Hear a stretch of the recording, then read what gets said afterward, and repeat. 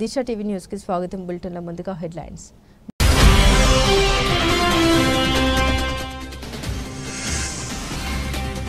Apple నే కాదు Samsung ని టార్గెట్ చేసిన ట్రంప్.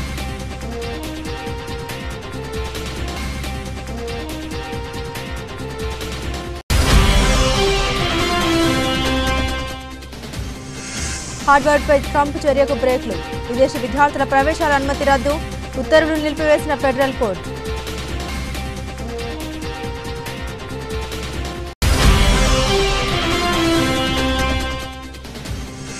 ప్రధాని మోదీ అధ్యక్షతన ప్రారంభమైన నీతి ఆయోగ్ భేటీ. ఆర్థిక అభివృద్ధి, సహకార సమీక్ష విధానాన్ని ప్రోత్సహించడంపై దృష్టి.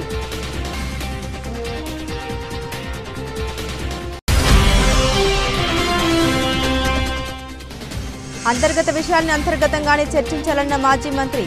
బీఆర్ఎస్ ప్రజాస్వామ్యబద్ధమైన పార్టీ అన్న కేటీఆర్.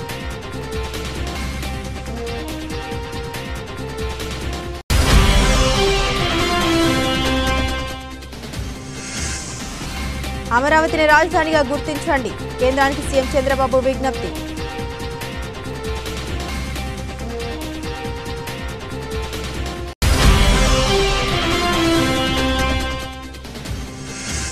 కుక్కతో ఒక వంకర, రేవంత్ రెడ్డి రాజీనామా చేయాలి. కేటీఆర్ డిమాండ్.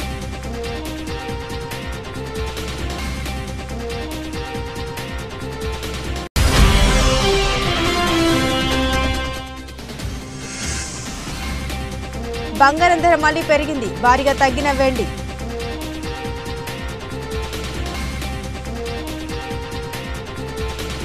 ప్రముఖ ఐఫోన్ తయారీ సంస్థ యాపిల్ కి అమెరికా అధ్యక్షుడు డొనాల్డ్ ట్రంప్ మరోసారి వార్నింగ్ ఇచ్చిన విషయం తెలిసిందే. అమెరికాలోనే ఫోన్లను తయారు చేయాలని తెలిపారు. లేదంటే 25% సుంకాన్ని విధిస్తామంటూ తీవ్రంగా హెచ్చరించారు. అయితే మరో దిగ్గజ మొబైల్ ఉత్పత్తుల సంస్థ కూడా ట్రంప్ ఇదే తరహా హెచ్చరికలు జారీ చేశారు. యాపిల్ ప్రత్యర్థి దక్షిణ కొరియాకు చెందిన దిగ్గజ మొబైల్ సంస్థ శాంసంగ్ తమ ఉత్పత్తుల్ని అమెరికాలోనే తయారు చేయాలని స్పష్టం చేశారు. లేదంటే 25% దిగుమతి సుంకాన్ని ఎదుర్కోవాల్సి ఉంటుందని హెచ్చరించారు. వైట్ హౌస్ లో విలేకరులతో ట్రంప్ మాట్లాడారు. అమెరికాలో పరికరాలను విక్రయించే ఏ మొబైల్ తయారీ సంస్థకైనా ఈ టారిఫ్ వర్తిస్తుందని స్పష్టం చేశారు. యాపిల్ ఒక్కటే కాదు, శాంసంగ్ అయినా ఇంకే సంస్థ అయినా తమ ఉత్పత్తుల్ని అమెరికాలోనే తయారు చేయాలి. అలా కాకుండా ఇతర దేశాల్లో ఉత్పత్తి చేసినవి తీసుకొస్తే మాత్రం అది అన్యాయమైన ప్రక్రియ. అమెరికాలో పరికరాలను విక్రయించే ఏ మొబైల్ తయారీ సంస్థ అయినా ఇక్కడ ప్లాంట్ నిర్మిస్తే ఎలాంటి టారిఫ్లు ఉండవు. లేదంటే 25% దిగుమతి సుంకాన్ని ఎదుర్కోవాల్సి ఉంటుందని ట్రంప్ స్పష్టం చేశారు. దక్షిణ కొరియాకు చెందిన దిగ్గజ మొబైల్ సంస్థ శాంసంగ్ అమెరికా మార్కెట్లో నంబర్ 2 విక్రేతగా ఉంది. ప్రపంచవ్యాప్తంగా ఈ కంపెనీ ఏటా 220 మిలియన్ ఫోన్లను విక్రయిస్తుండగా ఇందులో 60% మొబైల్స్ ను వియత్నాంలో ఉత్పత్తి చేస్తున్నారు. ఇక్కడ నుండి ఎక్కువగా అమెరికాకి ఎగుమతి అవుతున్నాయి. మరోవైపు కౌంటర్ పాయింట్ రీసెర్చ్ ప్రకారం 2024లో భారత్లో తయారు చేసిన మొత్తం స్మార్ట్ ఫోన్లలో యాపిల్, శాంసంగ్ 94% వాటా కలిగి ఉన్నాయి. 2025 మార్చి త్రైమాసికంలో భారత్లో శాంసంగ్ మార్కెట్ వాటా 17%గా ఉంది. హార్వర్డ్ విశ్వవిద్యాలయంలో విదేశీ విద్యార్థుల ప్రవేశాలకు అనుమతి రద్దు చేస్తూ ట్రంప్ ప్రభుత్వం తీసుకున్న నిర్ణయాన్ని ఫెడరల్ జడ్జి అడ్డుకున్నారు. స్టూడెంట్ అండ్ ఎక్స్చేంజ్ విజిటల్ ప్రోగ్రాం కింద అంతర్జాతీయ విద్యార్థులకు డిగ్రీ విద్యను అందజేస్తున్న హార్వర్డ్ యూనివర్సిటీపై ట్రంప్ సర్కార్ తీసుకున్న నిర్ణయాన్ని బోస్టన్ ఫెడరల్ కోర్టు శుక్రవారం తాత్కాలికంగా నిలుపుదల చేసింది. మసాచ్యుసెట్స్లోని అమెరికా జిల్లా కోర్టులో హార్వర్డ్ దాఖలు చేసిన దావాపై ఫెడరల్ కోర్టు మధ్యంతర ఉత్తర్వులు జారీ చేసింది. వైట్ హౌస్ రాజకీయ డిమాండ్లను తిరస్కరించినందుకు ప్రతీకారంగా ఈ రాజ్యాంగ వ్యతిరేక చర్యకు ట్రంప్ ప్రభుత్వం పాల్పడ్డట్లు తన వ్యాజ్యంలో హార్వర్డ్ యూనివర్సిటీ ఆరోపించింది. 7,000 మందికి పైగా వీసాదారులైన అంతర్జాతీయ విద్యార్థులపై దీని ప్రభావం తీవ్రంగా ఉంటుందని వర్సిటీ తెలిపింది. కాగా ఎస్ఈవిపిని రద్దు చేస్తున్నట్లు హార్వర్డ్ యూనివర్సిటీకి అమెరికా హోమ్లాండ్ సెక్యూరిటీ మంత్రి క్రిస్టీ నీమ్ తెలియజేశారు. తక్షణమే ఇది అమల్లోకి వస్తుందని ఆమె తెలిపారు. హార్వర్డ్ అధికారిక వెబ్సైట్ ప్రకారం ప్రతి సంవత్సరం యూనివర్సిటీలో దాదాపు 500 నుండి 800 మంది భారతీయ స్కాలర్లు విద్యార్థులు చేరుతుంటారు. ప్రస్తుతం 788 మంది భారతీయ విద్యార్థులు ఇందులో చదువుతున్నారు. ప్రధానమంత్రి నరేంద్ర మోదీ అధ్యక్షతన నీతి ఆయోగ్ 10వ పాలక మండలి సమావేశం ప్రారంభమైంది. ఈ సమావేశం వికసిత రాజ్యం కోసం వికసిత్ భారత్ 2047 అనే ఇతివృత్తంతో జరుగుతుంది. ఢిల్లీ ప్రగతి మైదాన్లోని భారత్ మండపంలో ఇవాళ ఉదయం 10 గంటలకు భేటీ ప్రారంభమైంది. ఈ సమావేశానికి అన్ని రాష్ట్రాలు, కేంద్రపాలిత ప్రాంతాల ముఖ్యమంత్రులు హాజరయ్యారు. పహల్గామ్ ఉగ్రదాడి, భారత్ పాక్ మధ్య ఉద్రిక్తతలు, ఆపరేషన్ సింధూర్ తర్వాత తొలిసారి ఈ భేటీ జరుగుతుండటంతో దీనికి ప్రాధాన్యత సంతరించుకుంది. ఈ సమావేశం 2047 నాటికి భారతదేశాన్ని అభివృద్ధి చెందిన దేశంగా మార్చడానికి రాష్ట్రాలు, కేంద్రపాలిత ప్రాంతాల సమన్వయంతో ఆర్థిక అభివృద్ధి, సహకార సమీక్ష విధానాన్ని ప్రోత్సహించడంపై దృష్టి సారించింది. తెలంగాణ మాజీ ముఖ్యమంత్రి బీఆర్ఎస్ అధినేత కేసీఆర్ కు ఆయన కుమార్తె కల్వకుంట్ల కవిత రాసిన లేఖ ఇటీవల రాష్ట్ర వ్యాప్తంగా సంచలనం సృష్టించిన విషయం తెలిసిందే. ఈ లేఖ బయటకు రావడంపై కవిత తీవ్రంగా మండిపడ్డారు. కేసీఆర్ దేవుడని, ఆయన చుట్టూ కొన్ని దయాలు చేరాయని తీవ్ర వ్యాఖ్యలు చేశారు. పార్టీలో కాంగ్రెస్ కోవట్లు ఉన్నారని, తన తండ్రికి తాను రాసిన లేఖ బయటకు రావడమే దీనికి నిదర్శనమని కవిత తెలిపారు.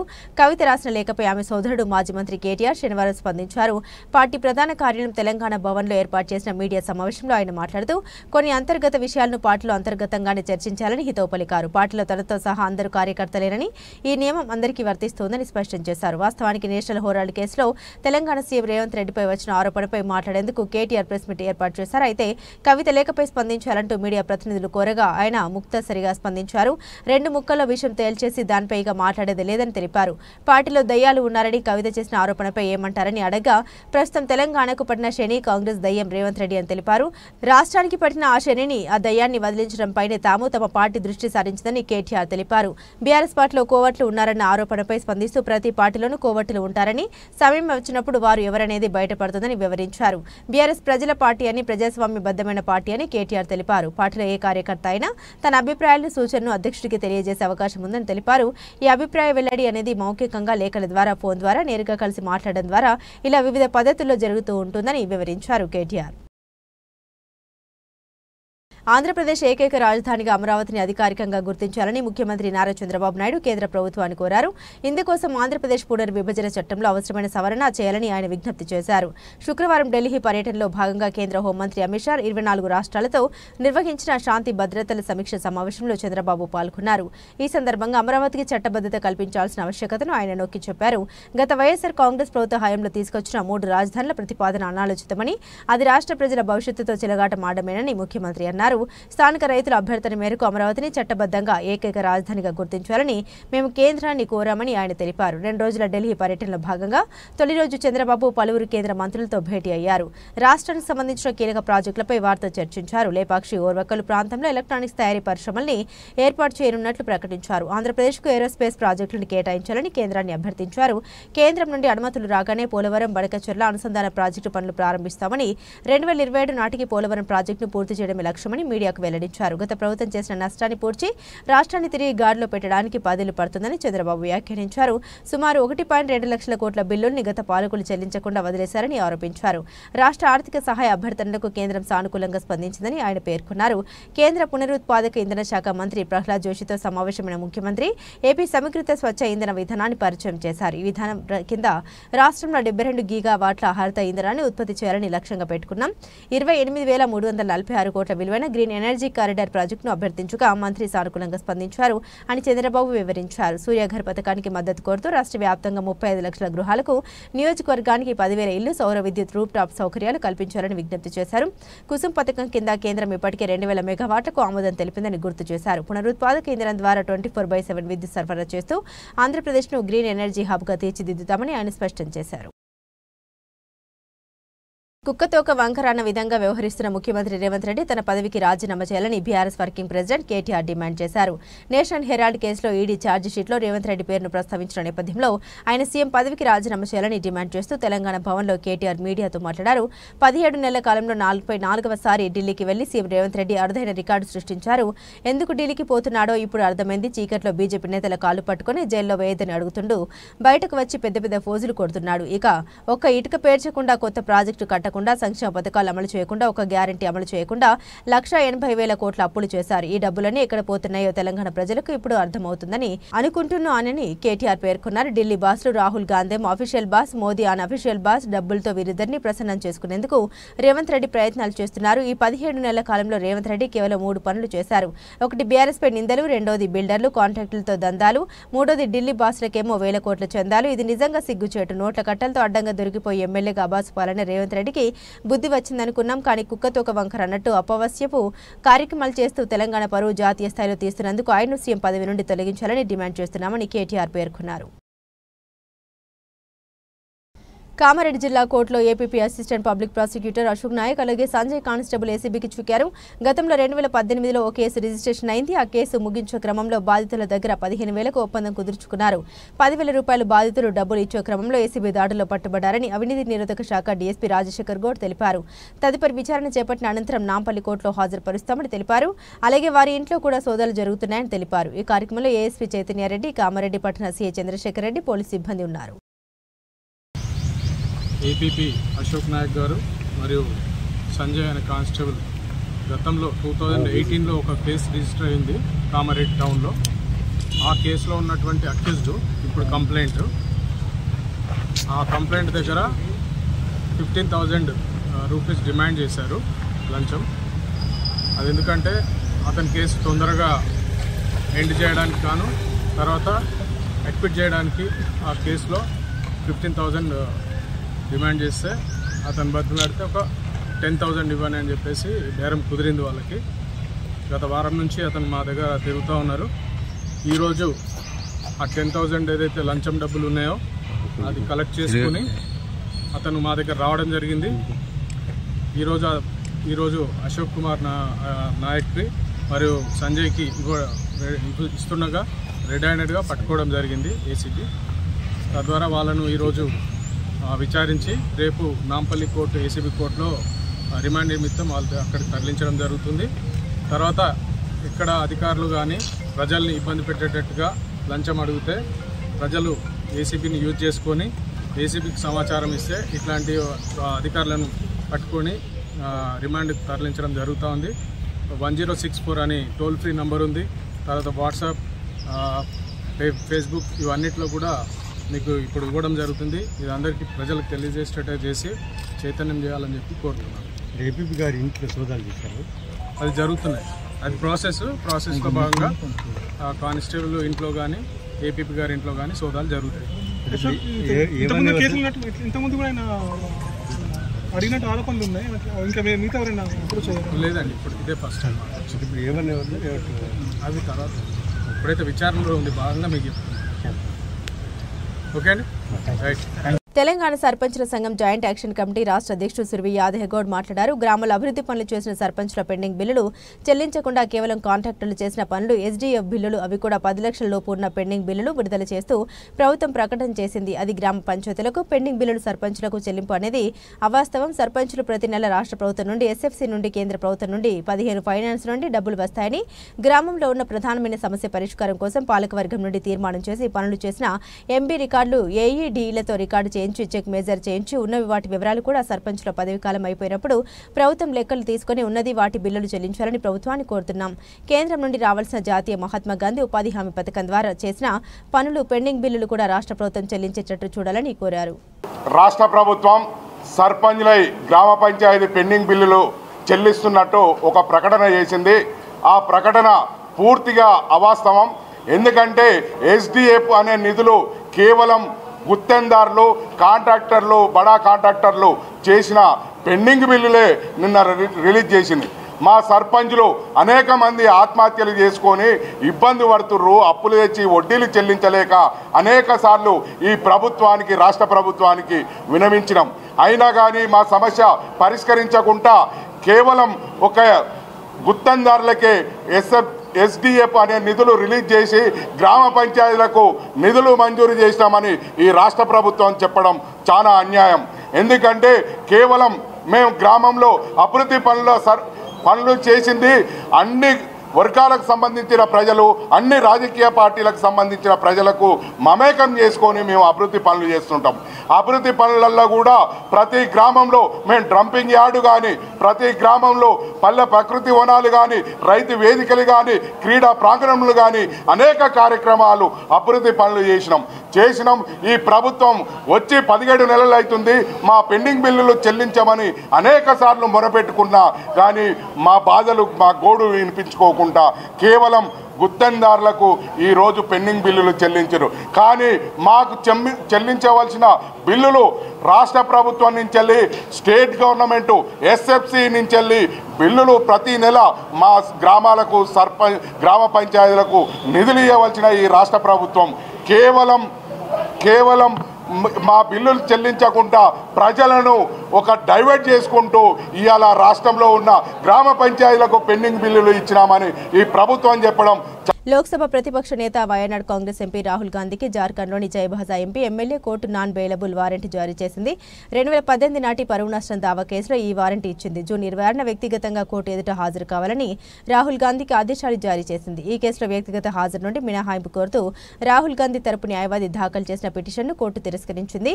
2018లో కాంగ్రెస్ పార్టీ ప్లీనరీ సమావేశంలో రాహుల్ గాంధీ మాట్లాడుతూ అప్పటి బీజేపీ జాతీయ అధ్యక్షుడు అమిత్ షాను ఉద్దేశించి కొన్ని వ్యాఖ్యలు చేశారు. హత్య కేసులో ఆరోపణ ఎదుర్కొంటున్న వ్యక్తి కూడా బీజేపీకి అధ్యక్షుడు కాగలడని రాహుల్ వ్యాఖ్యానించినట్లు ఆరోపణలు ఉన్నాయి. ఈ వ్యాఖ్యలు బీజేపీ కార్యకర్తలందరినీ అవమానించేలా ఉన్నాయని, పరువు నష్టం కలిగించాయని ఆరోపిస్తూ బీజేపీ నేత ప్రతాప్ కథియార్ 2018 జూలై 9న చైబాసా చీఫ్ జ్యుడిషియల్ మెజిస్ట్రేట్ కోర్టులో పిటిషన్ దాఖలు చేశారు. తదనంతర కాలంలో జార్ఖండ్ హైకోర్టు ఆదేశాల మేరకు ఈ పరువు నష్టం కేసును 2020 ఫిబ్రవరిలో రాంచీలోని ఎంపీ ఎమ్మెల్యే కోర్టుకు బదిలీ చేశారు. ఆ తర్వాత మళ్లీ ఈ కేసు చైబాసాలోని ఎంపీ ఎమ్మెల్యే కోర్టుకు బదిలీ అయింది. ఈ కేసు విచారణకు స్వీకరించిన మెజిస్ట్రేట్ లోక్సభలో ప్రతిపక్ష నేత అయిన రాహుల్ గాంధీకి సమన్లు జారీ చేశారు. కోర్టు పలుమార్లు సమన్లు జారీ చేసినప్పటికీ రాహుల్ గాంధీ విచారణకు హాజరు కాలేదు. దీంతో తొలుత ఆయనపై బెయిలబుల్ వారెంట్ జారీ అయింది. ఈ వారెంట్పై స్టే విధించాలని కోరుతూ రాహుల్ గాంధీ జార్ఖండ్ హైకోర్టును ఆశ్రయించారు. ఈ పిటిషన్ 2024 మార్చి 20న హైకోర్టు కొట్టివేసింది. అనంతరం వ్యక్తిగత హాజరు నుండి మినహాయింపు కోరుతూ రాహుల్ దాఖలు చేసిన పిటిషన్ను కూడా చైబాసా కోర్టు తిరస్కరించింది. తాజాగా ఈ విషయంలో కఠినంగా వ్యవహరించిన ప్రత్యేక న్యాయస్థానం నాన్ బెయిలబుల్ వారెంట్ జారీ చేస్తూ జూన్ 26న విచారణకు హాజరు కావాలని ఆదేశించింది. కాళేశ్వరం ప్రాజెక్టులో జరిగిన అవకతవకలను నిగ్గు తేల్చేందుకు సుప్రీంకోర్టు మాజీ న్యాయమూర్తి నేతృత్వంలో జ్యుడిషియల్ కమిషన్ ఏర్పాటు చేశామని తెలంగాణ రాష్ట్ర నీటిపారుదల శాఖ మంత్రి ఉత్తమ్ కుమార్ రెడ్డి స్పష్టం చేశారు. ఎలాంటి తప్పు చేయనప్పుడు నోటీసులు అందుకున్నంత మాత్రాన ఉలికిపాటేందుకని ఆయన బీఆర్ఎస్ నేతలను ప్రశ్నించారు. బీఆర్ఎస్ అధినేత కేసీఆర్ కు కమిషన్ నోటీసులు ఇచ్చింది. ఈ నోటీసులపై బీఆర్ఎస్ నేతలు విమర్శలు చేస్తున్న నేపథ్యంలో మంత్రి స్పందించారు. హైదరాబాద్ సచివాలయంలో మంత్రి సీతక్కతో కలిసి ఏర్పాటు చేసిన మీడియా సమావేశంలో ఆయన మాట్లాడుతూ జ్యుడిషియల్ కమిషన్ నోటీసులు అందిన వెంటనే దాన్ని తప్పుబడుతూ మాట్లాడడం విచారకరమని అన్నారు. గతంలో ఇందిరాగాంధీ వంటి ప్రముఖులు సైతం విచారణ కమిషన్ల ముందు హాజరైన విషయాన్ని ఆయన గుర్తు చేశారు. నోటీసులు ఇచ్చాక చట్టబద్ధంగా ఏర్పాటైన జ్యుడిషియల్ కమిషన్నే కించపరిచేలా మాట్లాడడం సరికాదని అన్నారు. కాళేశ్వరం ప్రాజెక్టు విషయంలో చట్టపరమైన చర్యలు తీసుకునేందుకే ఈ కమిషన్ను వేశామని ఆయన పునరుద్ఘాటించారు. మేడిగడ్డ వద్ద బాంబులు వేశారని కొందరు ఆరోపిస్తున్నారని, ఆ సమయంలో వారే ప్రభుత్వంలో ఉన్నారని మంత్రి గుర్తు చేశారు. ఒకవేళ నిజంగానే మేడిగడ్డ వద్ద బాంబులు వేసి ఉంటే అప్పటి ఎఫ్ఐఆర్లో ఆ విషయం ఎందుకు నమోదు చేయలేదని ఆయన ప్రశ్నించారు. కాళేశ్వరం ప్రాజెక్టును ఒక తెల్ల ఏనుగుతో పోలుస్తూ కాగ్తర నివేదికలో పేర్కొందని మంత్రి తెలిపారు. కేవలం కొందరు బీఆర్ఎస్ నేతలు తమ జేబులు నింపుకోవడానికి మేడిగడ్డ ప్రాజెక్టు నిర్మాణ స్థలాన్ని మార్చారని ఆయన ఆరోపించారు. డీపీఆర్లో సూచించిన ప్రదేశానికి బదులుగా మరో చోట ప్రాజెక్టు నిర్మించడం వల్లే వ్యయం విపరీతంగా పెరిగిపోయిందని, అయితే అదనపు ఆయకట్టు మాత్రం నామమాత్రంగానే పెరిగిందని వివరించారు. కేవలం కమిషన్ల కోసం ప్రాజెక్టు ప్రాంతాన్ని మార్చారని ఆయన దుయ్యబట్టారు. కాళేశ్వరం ప్రాజెక్టు భవిష్యత్తులో పెద్ద ఆర్థిక భారంగా మారబోతుందని కేంద్ర ప్రభుత్వ సంస్థలు ముందుగానే హెచ్చరించాయని మంత్రి తెలిపారు.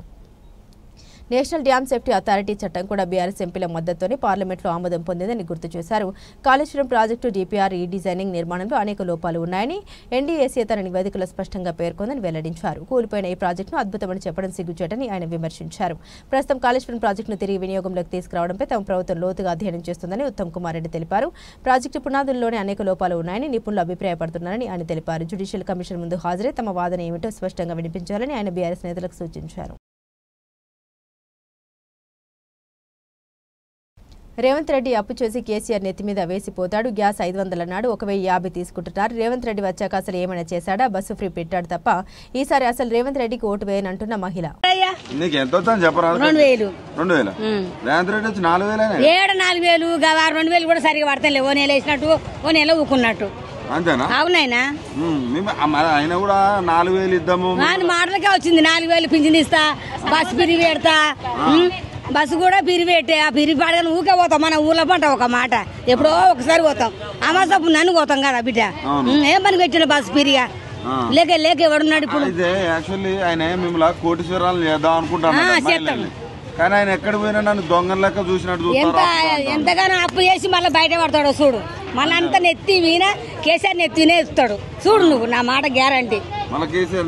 కేసీఆర్ నెత్తినే పెడతాడు సద్దిముల్లే. కేసీఆర్ ఉన్నప్పుడు ఎట్లుండే, ఇప్పుడు ఎట్లుంది? కేసీఆర్ ఉన్నప్పుడే మంచిగా ఉంది. ఎందుకు అప్పుడు ఎందుకు మంచిగా ఉంది, ఇప్పుడు ఎందుకు మంచి లేదు? దేనికై మంచితనం చేసిండు ఆయన తెలుసా? ఇల్లు ఇస్తారట. ఏమో ఇల్లు ఇచ్చినానికి ఇస్తాడు, ఈయనకి ఇస్తలేడు.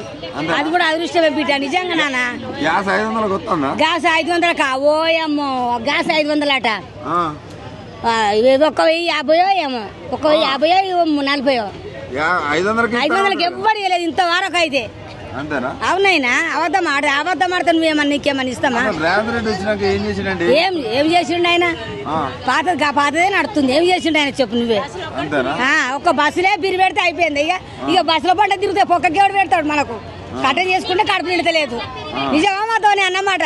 ఆయన ఏమంటుండే మళ్ళీ నాకు మొగోళ్ళు ఓట్లు లేకుండా ఒకటే ఆడోళ్ళు నాకు ఓట్లు వేస్తారు, నేను గెలుతా, మళ్ళీ ముఖ్యమంత్రి నేనే పొక్క వాలిపోతుంది. మేము వేయనేయ్యాము ఇక ఈసారి మేము అసలే వేయము ఇక. అంతేనా? చూడు నువ్వు ఎందుకంత కోపం? అవు మళ్ళా ఎందుకంత కోపం నీకు? కేసీఆర్కే వేస్తాం. కేసీఆర్ ఏం తిన్నాడు? కేసీఆర్ మంచి ఇస్తానం చేసుకోవచ్చు. నీళ్లు లేకుండా నీళ్లు కూడా తెచ్చాడు. తులం బంగారం లేదు, ఎట్ల బంగారం లేదు. కేసీఆర్ అప్పుడు లగ్గమ్మ పెళ్లి అయితే కూడా అది ఇచ్చిండు తెలుసా? కళ్యాణ లక్ష్మి ఇచ్చిండు. ఇప్పుడు ఏవాడి ఏమి ఇస్తాడు? బంక ఏమి ఇస్తలేదు. ఈ తులం పాడువాడు తులంకి ఏం కానీ బాడెత్తు బంగారం కూడా లేదు. అవు మళ్ళా మొత్తానికి ఒక మాటలో ఈ ప్రభుత్వం ఎట్లుంది? ఏమి ఇచ్చుడు పడదు. ఎట్లా చేసినా వేస్ట్ అయినా మళ్ళా. ప్రస్తుతం దేవస్థానంలో ప్రముఖమైన దేవస్థానంగా ఖ్యాతిగాంచిన దేవస్థానం వాడపల్లి దివ్యక్షేత్రమని ఇక్కడ భక్తుల సౌకర్యార్థం కోసం ప్రస్తుతం దేవస్థానంలో ప్రముఖమైన దేవస్థానంగా ఖ్యాతిగాంచిన దేవస్థానం వాడపల్లి దివ్యక్షేత్రమని ఇక్కడ భక్తుల సౌకర్యార్థం కోసం ప్రత్యేక ప్రణాళిక రూపొందిస్తూ ఉన్నట్లు దేవాదాయ శాఖ కమిషనర్ కె రామచంద్ర మోహన్ తెలిపారు. అభివృద్ధి పనుల్లో భాగంగా సుదూర ప్రాంతాల నుండి వచ్చే భక్తుల కోసం త్వరలోనే డార్మెంటరీ నిర్మాణం చేపడతామని, భక్తుల సౌకర్యార్థం 50 రూములతో కలిసిన భవన నిర్మాణం చేపట్టడం జరుగుతుందని కమిషనర్ అన్నారు. కోనసీమ తిరుమల అభివృద్ధిపై ఎమ్మెల్యే బండారు సత్యానందరావు, ఆలయ కార్యనిర్వహణ అధికారి నల్లం సూర్య చక్రధరరావు అధికారులతో సమీక్ష నిర్వహించారు. ఇంజనీరింగ్ అధికారులతో కలిసి దేవస్థానం పరిసర ప్రాంతాలను పరిశీలించి ప్రత్యేక క్యూలైన్, కేశ ఖండనాలు, చాలా పార్కింగ్, టికెట్ కౌంటర్స్, భక్తుల సౌకర్యార్థం ఏర్పాటు చేసిన ఫ్లైఓవర్స్ ను స్వయంగా పరిశీలించారు. ఎమ్మెల్యే బండారు సత్యానందరావు మాట్లాడుతూ వాడపల్లి క్షేత్రం సందర్శించిన దేవాదాయ శాఖ కమిషనర్ కె రామచంద్ర మోహన్ అభివృద్ధిపై అధికారులతో చర్చించి సూచన ఏ విధమైన అనుమతులు చేపట్టాలో అధికారులను ఆదేశించారన్నారు. ఆలయం ఆంధ్రప్రదేశ్ రాష్ట్రంలోనే అత్యంత వేగంగా అభివృద్ధి చెందుతున్న ఆలయంగా గుర్తింపు పొందింది. అదేవిధంగా భక్తుల రాక కూడా గత 5-6 సంవత్సరాల్లోనే దాదాపు 2 రెట్లు పెరిగింది. ఇప్పుడు ప్రతి శనివారం కూడా 60 నుంచి 70 వేల మంది వరకు భక్తులు వస్తున్నారని అంచనా. భక్తుల రాక ఇంత వేగంగా పెరుగుతున్న దృష్ట్యా దేవాలయ అభివృద్ధి ప్రణాళిక కూడా ఆ విధంగా దూరదృష్టితో ఏర్పాటు చేసుకోవాల్సిన అవసరం ఉంది. కానీ గతంలో నుంచి కూడా 1 సంవత్సరం నుంచి దీని మీద కొంత వర్క్ జరుగుతూ ఉంది మాస్టర్ ప్లాన్ విషయంలో. అయితే ఇంకా ఫైనలైజ్ చేసే ముందు ఒకసారి స్వయంగా చూసి ఇక్కడ అవసరాలన్నింటినీ కూడా పూర్తిగా అంచనా వేసి నిర్ణయం తీసుకోవాల్సి ఉన్న దృష్ట్యా ఈరోజు రావడం జరిగింది. అదేవిధంగా స్థానిక శాసనసభ్యులు సత్యానందరావు గారు కూడా దీని మీద చాలా దృష్టి పెట్టి గత కొన్ని నెలలుగా ఆయన సూచనలతో చాలా కొన్ని తాత్కాలికమైన ఏర్పాట్లు కొన్ని జరిగినాయి. అదేవిధంగా శాశ్వతమైన ఏర్పాట్లు ప్రణాళికలు జరిగినాయి. ఆయన కూడా చాలా విలువైన స్థాపతి గారు చెప్పిన అన్ని దృష్టిలో పెట్టుకుని దర్శనాలు కూడా బాగా ఏర్పాటు చేసేలా చర్యలు తీసుకోవాలని కూడా వారు చెప్పడం జరిగింది. ఇవన్నీ కూడా వీలైనంత త్వరగా ఎంత వేగంగా ఇక్కడ వస్తున్న భక్తులకు తగ్గట్టుగా కార్యక్రమాలు చేపట్టడానికి మన కమిషనర్ గారు, అదే మన డీసీ గారు, దేవస్థాన సిబ్బంది అందరూ కూడా అభివృద్ధి కృషి చేస్తూ ఉన్నారు. చాలా వేగంగా ఈ 10 నెలల కాలంలో చాలా మార్పులు తీసుకురావడం జరిగింది. కోనేరు గురించి కూడా ఇంకా మిగతా కోనేరు అభివృద్ధి కూడా వారి దృష్టికి తీసుకెళ్ళడం జరిగింది. వారు కూడా ఈ రోజున స్వయంగా ఇక్కడికి వచ్చి స్వయంగా పరిశీలించి ఇక్కడ ఏమి చేయాలనేది ఒక ఆలోచన, అంటే ఏదో అధికారులు వెళ్ళి లేదా ఒక వీడియోలోనో లేదా ఒక పేపర్ మీద చూపిస్తే అది పూర్తిగా అవగాహన అవ్వదు. స్వయంగా వచ్చి ప్రతి ప్లేస్ ఈ రోజున వారు తిరగడం జరిగింది. అన్ని ప్రాంతాలు కూడా క్షుణ్ణంగా తిరగడం జరిగింది.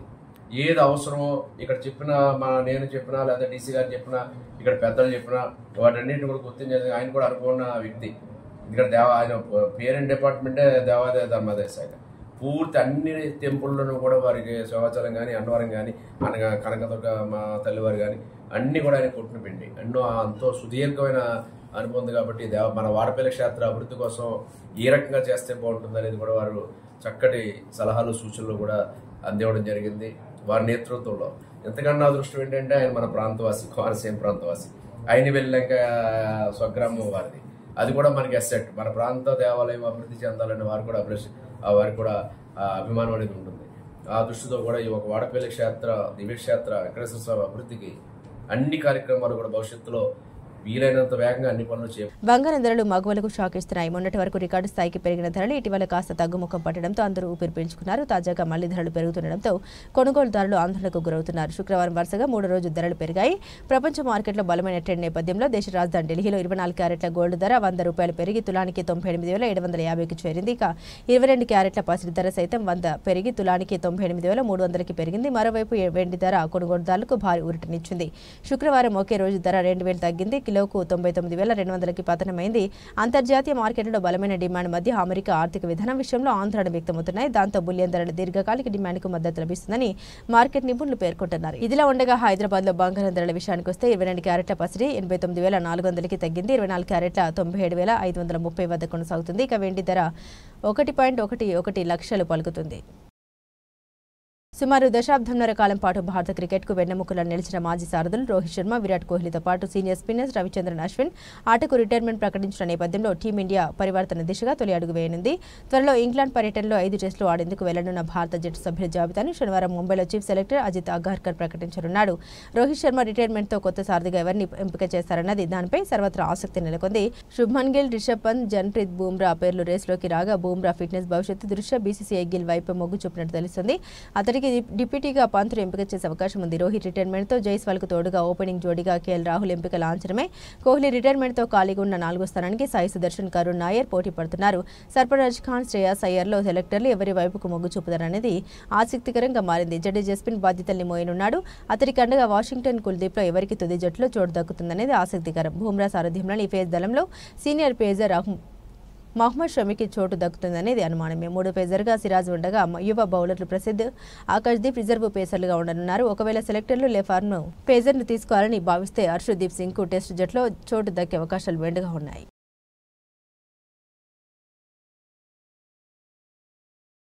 బులెటిన్ ముగించే ముందు హెడ్లైన్స్ మరోసారి.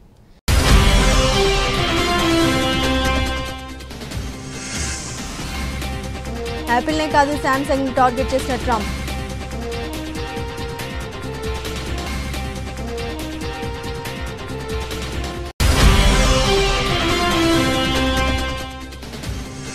హార్వర్డ్పై ట్రంప్ చర్యకు బ్రేక్లు. విదేశీ విద్యార్థుల ప్రవేశాల అనుమతి రద్దు. ఉత్తర్వులు నిలిపివేసిన ఫెడరల్ కోర్టు.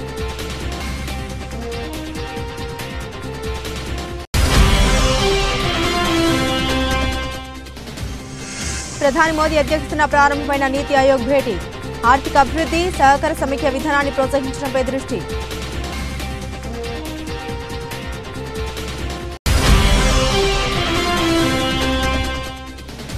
అంతర్గత విషయాన్ని అంతర్గతంగానే చర్చించాలన్న మాజీ మంత్రి. బీఆర్ఎస్ ప్రజాస్వామ్యబద్ధమైన పార్టీ అన్న కేటీఆర్.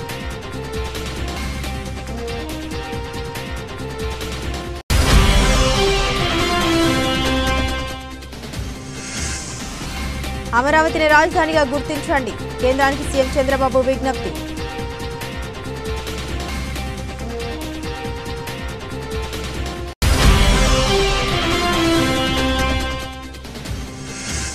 కుక్కతో ఒక వంకర, రేవంత్ రెడ్డి రాజీనామా చేయాలి. కేటీఆర్ డిమాండ్.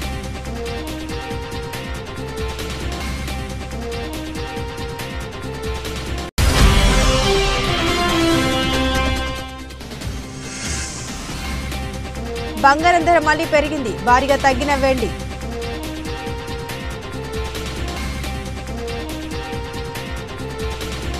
ఇవి బులెటిన్లోని విశేషాలు. తిరిగి మరో బులెటిన్తో మళ్ళీ కలుసుకుందాం. అంతవరకు సెలవు. నమస్కారం.